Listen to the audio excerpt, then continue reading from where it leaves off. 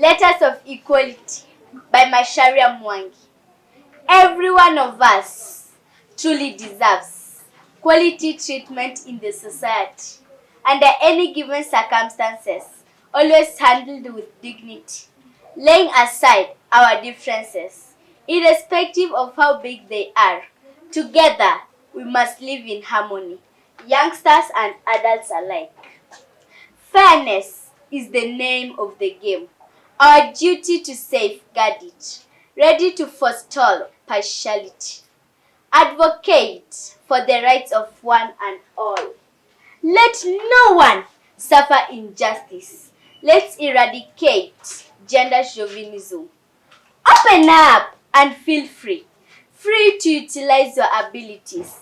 Unleash your full potential, such as no one else can.